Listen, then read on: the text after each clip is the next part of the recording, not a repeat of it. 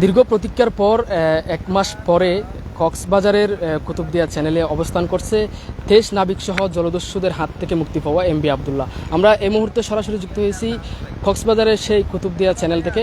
আপনারা এখানে দেখতেই পাচ্ছেন আমাদের পেছনে যে বঙ্গোপসাগর রয়েছে, সেই বঙ্গোপসাগরেই কিন্তু এখন এমবি আবদুল্লাহ অবস্থান করছে, যেটি গতকাল সোমবার সন্ধ্যা নাগাদ এখানে এসে পৌঁছেছে। এবং সেখানে যে 23 জন নাবিক সোমালিয়ান জলদস্যুদের হাতে জিম্মি হয়েছিল, তারা মুক্তি পেয়ে বাংলাদেশেই এসেছে এবং তারা এক মাস পর্যন্ত জিম্মি দশায় ছিল।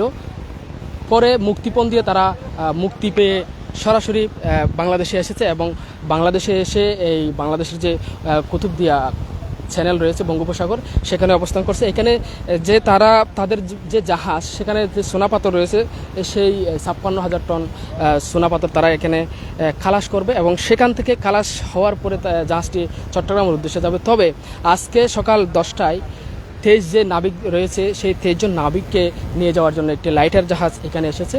জাহাজটির নাম আমরা যেটা জেনেছি সেটা হচ্ছে জাহানমণি 3, সেটি এখানেই অবস্থান করছে এবং সেটিতে করেই তারা চট্টগ্রামের উদ্দেশ্যে যাবে বলে আমরা জেনেছি। মূলত তাদের যে স্বজনদের যে উৎকণ্ঠা, যে আশঙ্কা ছিল, সেটি অবশেষে সেটি শেষ হতে চলেছে। সেই সাথে বাংলাদেশের মানুষ তারা যে কখন ফিরবে এবং শেষ পর্যন্ত সে নাবিকদের জীবনে আসলে কী ঘটতে পারে, সেই উৎকণ্ঠা তাদের পরিবার সহ বাংলাদেশের প্রতিটি নাগরিকের ছিল। অবশেষে সব শঙ্কা উৎকণ্ঠার অবসান ঘটেছে। এই মুহূর্তে জাহাজটি অবস্থান করছে কুতুবদিয়া চ্যানেলে।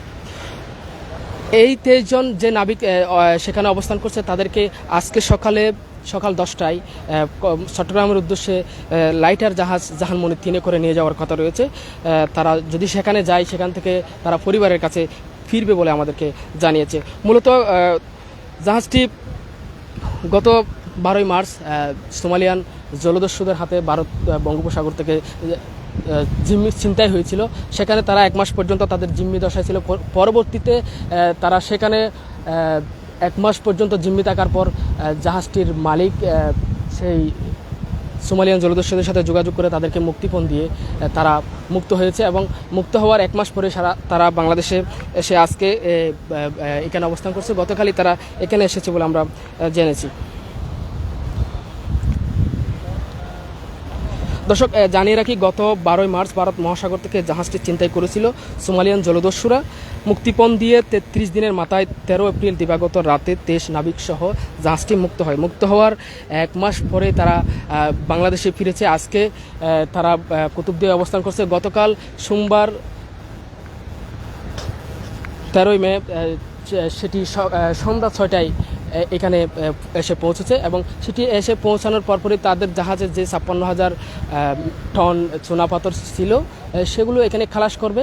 খালাস করার পর জাহাজটি চট্টগ্রাম ফিরে যেতে আরও 1 থেকে 2 দিন লাগতে পারে বলে আমাদেরকে জানিয়েছে। তবে আজকেই যে 23 জন নাবিক সেখানে অবস্থান করছে, তাদেরকে নিয়ে যাওয়ার জন্য চট্টগ্রাম থেকে লাইটার জাহাজমণি 3 এখানে এসেছে এবং আজকে সকাল 10টা নাগাদ তারা চট্টগ্রামের উদ্দেশ্যে রওনা হতে পারে বলে আমাদেরকে জাহাজ কর্তৃপক্ষ সূত্রে জানতে পেরেছে।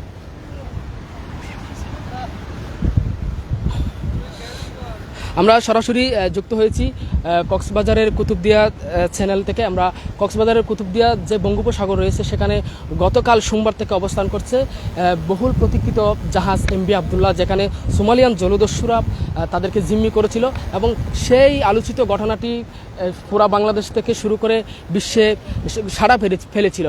পরিশেষে সেটি মুক্তি পেয়ে দীর্ঘ এক মাস তাদের হাতে জিম্মি থাকার পরে সেটি মুক্তি পেয়েছে এবং সেখান থেকে তারা সরাসরি বাংলাদেশের উদ্দেশ্যে রওনা দিয়েছিল গত এক মাস আগে এবং আজকে তারা গতকালকেই সোমবার এখানে এসে পৌঁছেছে এবং তারা কক্সবাজারের যে কুতুবদিয়া চ্যানেল, সেখানে তারা অবস্থান করছে। কারণ তাদের জাহাজে যে চুনাপাথর আছে সেটি তারা এখানে খালাস করবে বলে আমাদেরকে জানিয়েছে। যেহেতু মাল নিয়ে সেটি চট্টগ্রাম বন্দরে পৌঁছাতে পারবে না, সেই কারণে তারা এখানে অবস্থান করছে এবং এখানে এই মালগুলো তারা খালাস করবে। খালাস করার পরে জাহাজটি চট্টগ্রামে যাবে। তবে তার আগে আজকে যেহেতু এখানে মাল খালাস হচ্ছে, সে কারণে জাহাজটি যেতে পারছে না। এরই প্রেক্ষিতে যে 23 জন নাবিক তারাও কিন্তু ওই জাহাজটিতে রয়েছে। তাদেরকে নিয়ে যাওয়ার জন্য চট্টগ্রাম থেকে একটি লাইটার জাহাজ কক্সবাজারের যে কুতুবদিয়া চ্যানেল সেখানে এসেছে এবং এসেই তাদেরকে আজকে সকাল 10টায় তাদেরকে নিয়ে যাওয়ার কথা রয়েছে।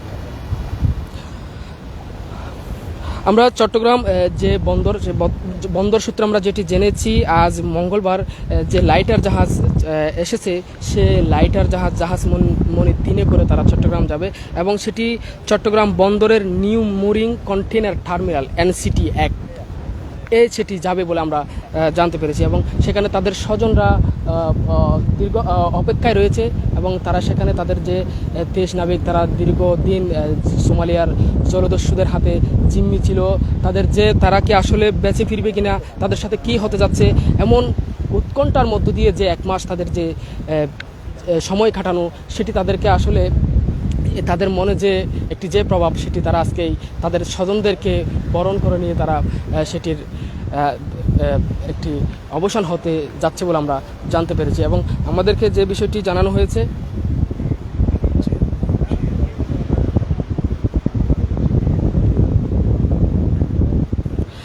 আমাদেরকে যেটি জানিয়েছে সেটি হচ্ছে এবারের ঈদ আসলে তাদের স্বজনদের একদম একেবারে ঈদের মতোই কাটেনি, যে কারণে তাদের আত্মীয় স্বজন অনেকটা উৎকণ্ঠার মধ্যে ছিল।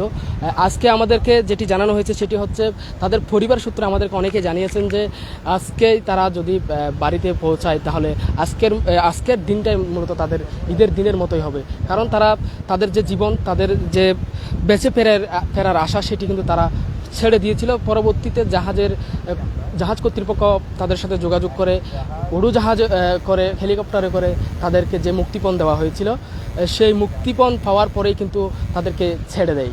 এরপরে 1 মাস পর আজকে তারা সুষ্ঠুভাবে বাংলাদেশে অবস্থান করছে। গতকাল সোমবার থেকে তারা বাংলাদেশের যে উপকূল কুতুবদিয়া চ্যানেল বঙ্গোপসাগরে তারা অবস্থান করছে। মূলত গত 12ই মার্চ এই জাহাজটি ছিনতাই হয়েছিল। ছিনতাই হওয়ার 1 মাস পর 13ই এপ্রিল তারা মুক্তি পেয়েছে। মুক্তি পাওয়ার পরে আজ গত 13ই মে তারা বাংলাদেশে এসে পৌঁছেছে। সর্বমোট তারা 2 মাস পর্যন্ত 1 মাস জলদস্যুদের হাতে জিম্মি ছিল এবং আর 1 মাস তাদের যে কার্যক্রম সেটি শেষ করে বাংলাদেশে আসতে মোট 2 মাস তাদের লেগেছে।